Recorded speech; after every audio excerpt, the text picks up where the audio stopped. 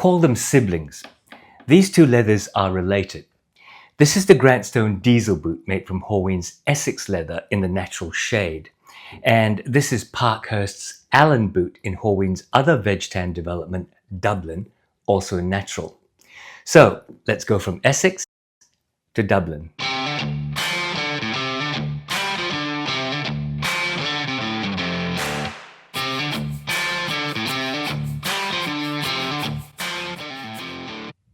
G'day, welcome back to Bootlosophy, my channel about heritage boots and related stuff. My name is Tech, and I acknowledge the traditional custodians of the lands I film on, the Whadjuk people.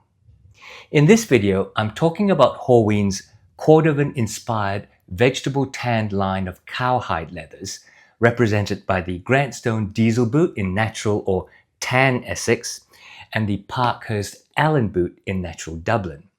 I'll put a link to the two brands below, and you can go over and have a look at the spiel that the brands give about these two boots. I'm not talking about the boots themselves this time, but just to set the context, both of these are plain-toe derby or derby lacing 6-inch service boots, and both are constructed using the Goodyear welt method, where the uppers are connected to the soles using a welt that's sewn to the uppers on the inside and sewn into the outsoles on the outside edge. Both of these are amongst my favorite boots for the comfort of their lasts, the Leo from Grant Stone, the 602 from Parkhurst, as well as the sturdiness of their construction and, of course, the beauty of their developing tan color that these uppers come in. The Grant Stone diesel boot is Grant Stone's most popular model. They sell for over $400 now, but still represent, I think, amongst the best value you can get from a pair of heritage resolable boots.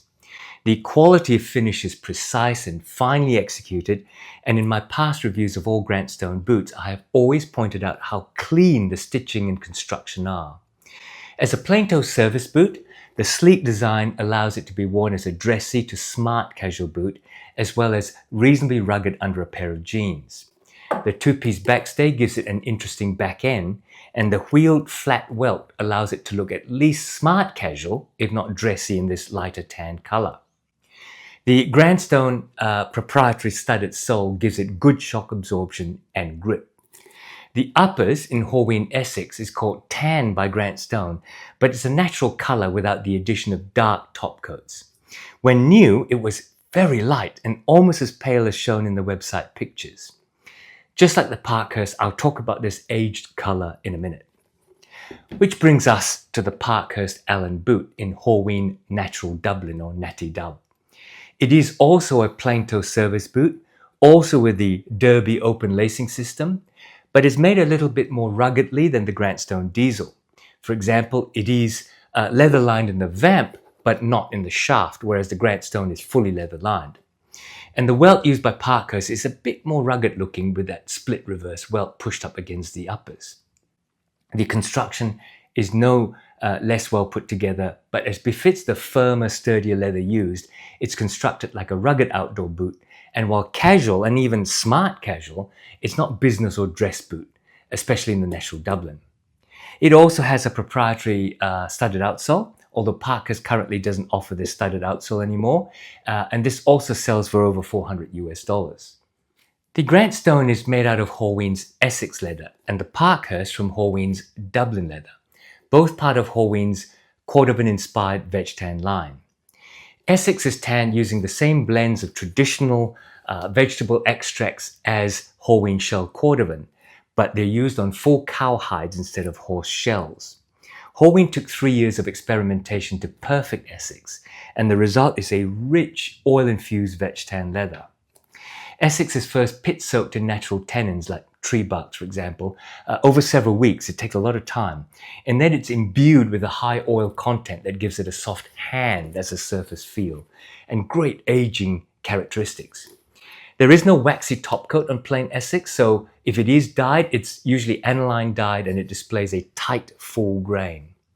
Essex is soft and pliable for a veg-tan leather. If you've ever felt typical stiff veg-tan, Essex surprises you with its supple, buttery temper or foldability. The feeling is a moist, plush surface, Not greasy, but more like a soft leather glove that's got give. Even with the support of the full lining, you can just feel how foldable this is. The grain on Essex is smooth and full grain, with full of natural character. There's quite a bit of oil in the leather, so it actually has a pull-up effect, but it is very subtle, and if you're not looking, you'll miss it. But despite the softness, Essex is quite durable in terms of wear and tear. The oils keep it from cracking or drying, and it ages beautifully in terms of a deepening colour and patina. Grant Stone finishes the uppers before shipping with a light waxing, but despite that, I think you can see a slight sheen has developed anyway. Turning to this Parkhurst Allen, this is made from natural Dublin.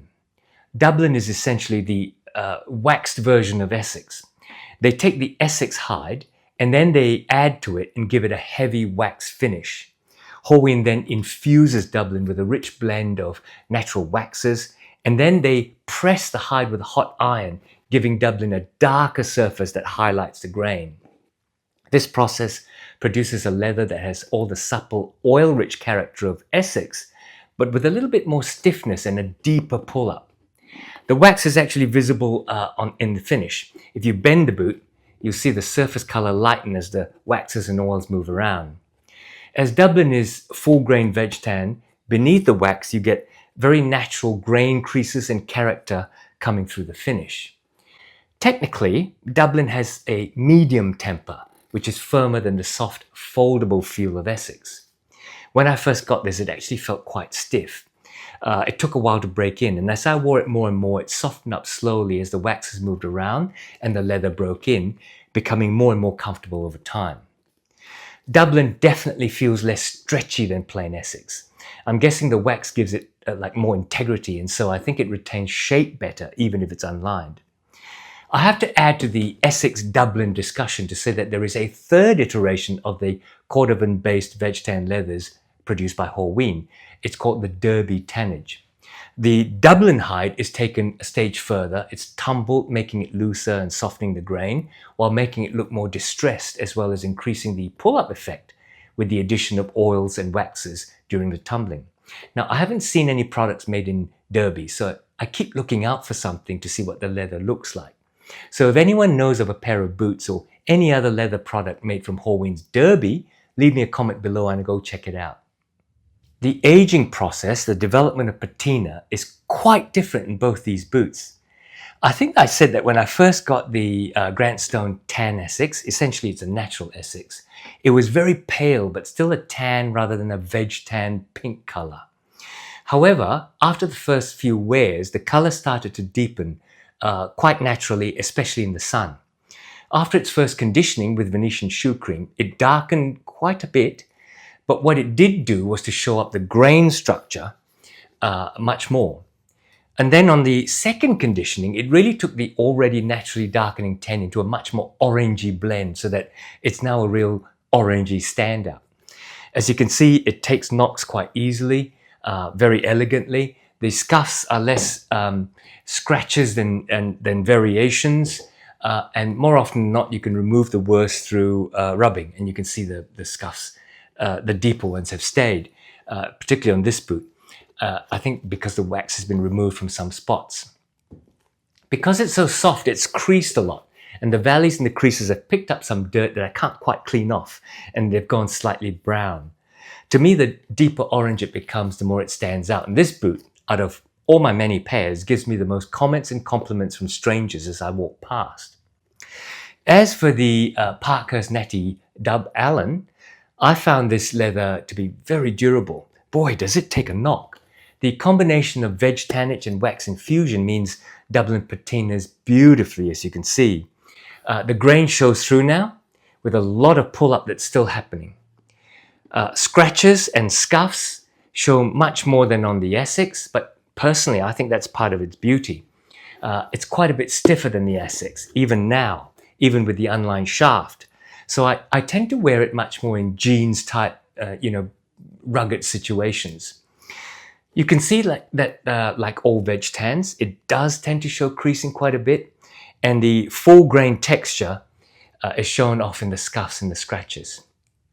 I do find that the scuffs are a bit harder to rub off with your thumb, but the pull-up is strong, despite the fact that I've only conditioned this once about a year after I bought it about nearly 2 years ago. It's still feeling quite oily now, but I'll condition it straight after this video. You can see, I think, it does sometimes absorb oils that you might accidentally drop on them. So if you mind that, be careful. Over the years, it has got grainier and darker. Initially, it stayed the natural tan for a long time until I conditioned it. And since then, it keeps deepening naturally into a honey-like color, turning a little less orange and a little bit more brown in the tan color. The development was quite sudden. The conditioning, it was VSC again, the conditioning itself didn't darken it that much, but I found that it gave the leather the tendency to deepen itself as I wore it more naturally and more quickly than before I conditioned it. Honestly, the patina in both these boots are probably the best and most naturally developing than on any other of my boots. As I said, these two pairs are amongst my favorite pairs. The deep tan pops under a black pair of jeans or sits comfortably under brown chinos or work pants. And the rugged Dublin Parkhurst especially looks good with denim. They're both very comfortable boots in terms of the uppers leather molding to your feet.